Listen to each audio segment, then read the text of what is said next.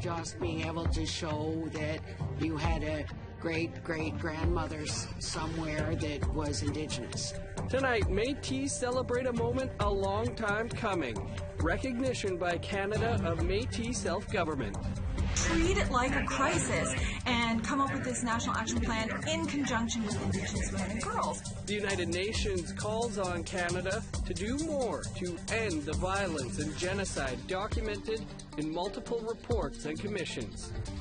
And the latest on baby H and how her family is doing after today's court proceeding.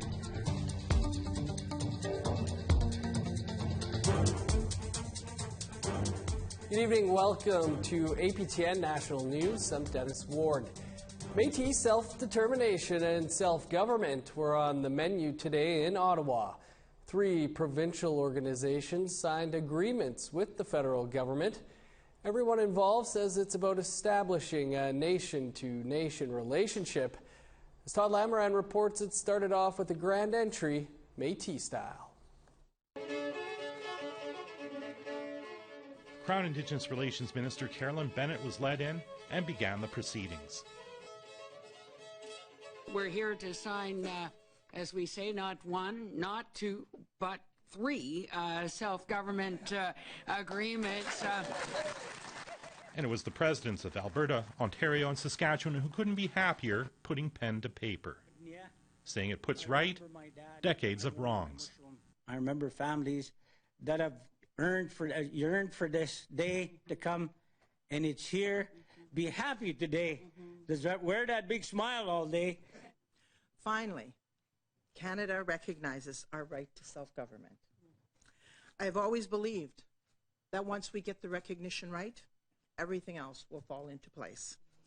Ontario Métis Nation President Margaret Froh called the signing an important step in recognition by Canada. This really fundamentally is about recognition. It's about recognition and respect for our governments as governments. It's about supporting our governments to build the structures that we need to be truly self-governing and recognized as a third order of government in Canada. How the signings will benefit individual Métis isn't known yet. However, there is a belief it will help as Métis nations push forward on land claims. Whether it's SCRIP or Northwestern Saskatchewan land claims or some of these community claims coming in Ontario, these agreements provide a process for us to actually start to move those forward. The Métis do have a land base in Alberta, but it was created by the province in 1938. They don't fall under the jurisdiction of the Métis Nation of Alberta or this agreement. That's going to have to be an ongoing discussion of where do we go, how do we do now that we have the recognition that we so rightfully deserve. We in Alberta have some work to do as far as working with the Métis Settlements General Council.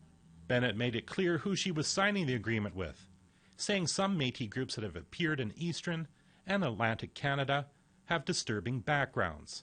That people misunderstand what capital M Métis are. This is not just being able to show that you had a great-great-grandmother somewhere that was Indigenous. This is... The Métis Nation of British Columbia and Manitoba Métis Federation have yet to sign self-government agreements. It's not yet known when that will happen. Todd Lamoran, APTN National News, Ottawa. A new report from the United Nations is calling on Canada to do more to end violence against women, with particular attention to Indigenous women and girls. The UN Special Rapporteur on Violence Against Women says Indigenous women's lives are still marked by systemic gender-based violence, citing coerced sterilization, over-incarceration of women, the child welfare crisis, and sexualized violence by police against Indigenous women. She recommended Canada implement the UN Declaration on the Rights of Indigenous Peoples and adopt a national action plan on violence against Indigenous women. On Thursday, women's rights groups called on Canada to implement the report's recommendations. Pam Palmater, a Mi'kmaq lawyer and chair of Indigenous governance at Ryerson University, says the report confirms the MMIWG inquiry's findings and puts added pressure on Canada to act. domestically here at home. It confirms what the National Inquiry already found from, an external independent basis, and adds extra voice, extra force to calling on Canada to act now. Treat it like a crisis and come up with this national action plan in conjunction with Indigenous women and girls. Externally, it also puts some sort of pressure on other states to hold Canada accountable. And that can happen in a variety of ways, but I also think it's incumbent on the United Nations in all of its forums to really rethink what should Canada's role be, whether it's at the Security Council or any of the treaty bodies, and how can they best hold them to account for continued violence against Indigenous women and girls created by Canada's laws and policies that aren't being addressed. And we'd like to hear what you have to say. Here's how to continue the conversation. Send your emails to news@aptn.ca. Find us online at aptnnews.ca and on youtube.com/aptn news. You can also follow us on Facebook, Twitter, and Instagram. The latest Indigenous news. The BC baby at the heart of an APTN exclusive who was seized from a Kamloops hospital on questionable grounds remains in the news today. The family was preparing last night to go to court today when they got some surprising news. This is a developing story, and we're joined now by Melissa Ridgen, who has the latest. Melissa, a lot has changed since you were here yesterday. What's the latest? Yeah, so baby H was returned abruptly Thursday evening as the family was preparing for court, which court was today. There was a stipulation that one of the grandmothers move in with or stay with them. So that happened. The parents, they're first-time parents in their early 30s. I mean, they're insulted that they've been given no evidence to suggest that they can't care for a child, but they're doing whatever they is demanded of them because they want their baby, obviously. She's missed 13 days of bonding already. So they attend court this morning with the baby, waiting for 4 hours before they get into the hearing. The paternal grandfather said that the judge in the hearing had very harsh words for how the Ministry of Children and Family Development in British Columbia has handled this and for how its workers have acted. In the end, he ordered the baby to remain with the parents, but the paternal grandmother has to move in. So MCFD won on that demand. Also, the question's been raised that if both grandmothers have been deemed fit to care for this child, why weren't they given the baby in the first place? Why was this baby put in a non-Indigenous stranger's foster home? So they have a lot of really valid questions that haven't yet been answered. Well, good news to hear that the baby is back with the family, but what happens now? So the ministry has argued that they need to be sure that these first-time parents, again, these are people in their 30s, that they need to learn how to look after a baby, and the social workers need to make sure that this is done. So a judge granted them that. They'll have to continue to deal with MCFD in the coming weeks and months, and they can lay out whatever plan they want, and the parents just kind of have to follow it, or they will be labeled uncooperative, and the baby could be seized again. So they're between a rock and a hard place at a time when mom is still recovering from a C-section. The family should be settling into their new life together like any new family, but there's upheaval, right? Now the paternal grandmother is moving into the couple's 2-bedroom apartment as demanded by social workers and validated by a judge. Also, a BC human rights group of lawyers has reached out to the family to determine if their human rights were violated in all of this and if the baby was seized based on race and socioeconomics. It's been a tumultuous 15 days, no doubt, for this family and baby. How are they holding up? They're exhausted, they're frustrated, they're shell-shocked. They're happy that the baby is home with them. They're looking ahead, but they see that there's all these new hoops that they're going to have to jump through as laid out by social workers for however long they feel like making them. So while social services was pressured to return the baby, they're not done with the family just yet. Also, I've been inundated by questions about if a GoFundMe has been set up for this family to help them get a lawyer, something better than a legal aid lawyer. I'm unaware of such a fundraising account. If one's been set up, nobody's shared that with me.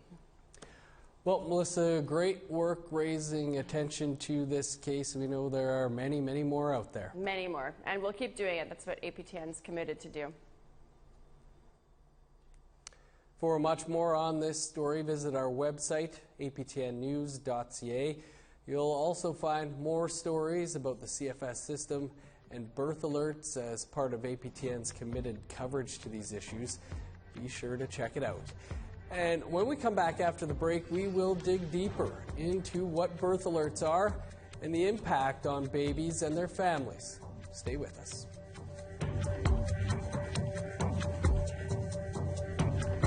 Here's a look at Friday's weather forecast starting on the East Coast. Showers and 25 for Fredericton, sunny and 14 in St. John's. More rain in Nain with a high of +6, 18 in Happy Valley Goose Bay. Sunny and 29 for Montreal, sunny skies and 26 for Saguenay. Showers and 30 for Toronto, sunny and 30 in Ottawa. 30 as well under sunny skies for Thunder Bay, 23 with showers in Wawa. 21 and sunny for Puckatawagan, 23 for God's Lake. A warm day in Winnipeg with a high of 30, 29 in Brandon. Showers and 23 for Regina, 20 with rain for Saskatoon, 22 under sunny skies for Uranium City.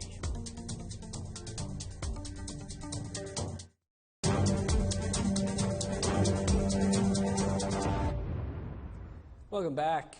One of the calls for justice in the final report of the National Inquiry into Missing and Murdered Indigenous Women and Girls calls on provincial and territorial governments to put an immediate end to birth alerts.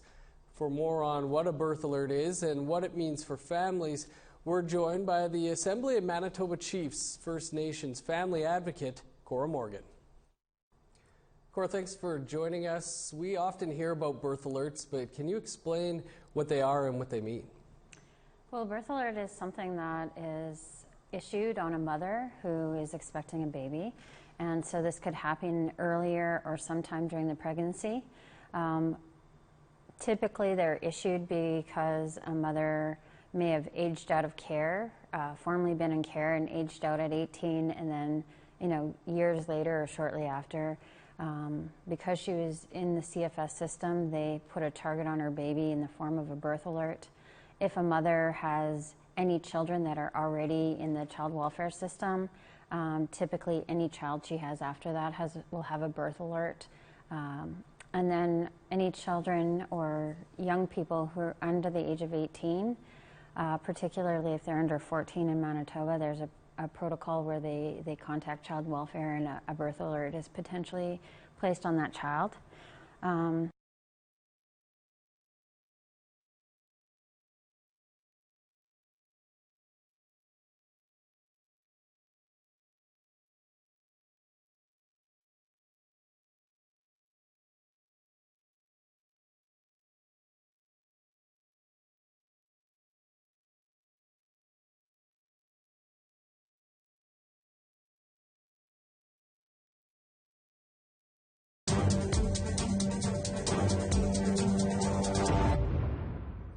Welcome back. Well, it's an exciting time of year with the end of school just around the corner, and there's good news for students across Canada. In the last decade, the number of kids who graduate from high school has almost doubled. APTN's Priscilla Wolfe was in Ile-Lacrosse, Saskatchewan, and tells us how the community has one of the highest graduation rates in the province.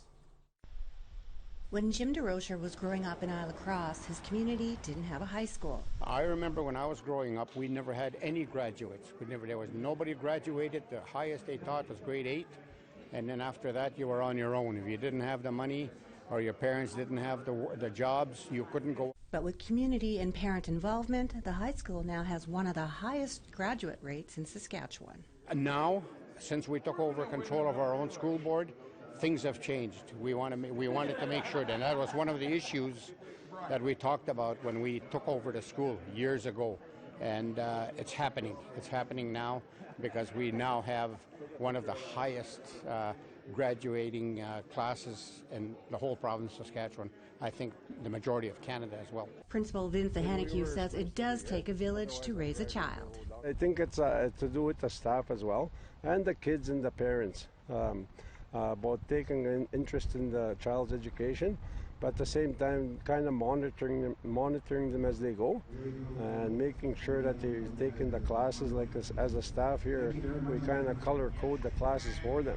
Like blue is a grade 10, make sure you take these ones. An example of the exceptional success of the community making their children's education a priority is Junior Mayor SRC president and grade 12 high school graduate Jeremy Corrigal. I'm a graduate this year of Roslyn High School, heading to SIIT in Saskatoon for business, and I want to pursue business in the restaurant industry. Corrigal plans to use his Métis culture and traditional food as a business opportunity. I want to incorporate Métis-style foods with the modernized cuisine. So I want to get moose, duck, rabbit, and I want to put them inside of a more modernized style of presenting food. And I want to get it more modernized inside more restaurants today. Priscilla Wolf, APTN National News, Isle Cross, Saskatchewan. You may be familiar with those toilet paper commercials that feature bears who warn not to squeeze the Charmin. Well, a black bear in Neskantaga First Nation took that message literally. Larry Blake, the manager of the northern store in Neskantaga, said the unexpected visit happened last week. He said it's not unusual for bears to rummage through the garbage bins behind the store, but this time someone left the back doors open and unattended. Well, we were actually in the office at the front, and the security camera showed him. Somebody said, "What's that?" And I said, "What do you mean?" And we were looking at it going, "That's not a dog." And then we got up and we ran around the back, and halfway down the aisle we saw him in the cereal section trying to eat some oatmeal. So then we chased him from there to the back, and he sat down right beside the Charmin Ultra, which was kind of funny because of the commercial. They seemed to like Charmin the best, I guess. That was just one of the customers who was walking around. He didn't even notice it. He kind of looked right at it, walked around the corner to the other side. And then when he came back around, he goes, "Oh, shoot, I thought it was a dog." That customer might have needed some of that Charmin himself. The bear left the store unharmed and has since been spotted at the local dump. That's your APTN National News for this Thursday. There are numerous exclusive stories right now over on our website. That's aptnnews.ca. I'm Dennis Ward. Thanks for joining us today. We'll see you back here tomorrow.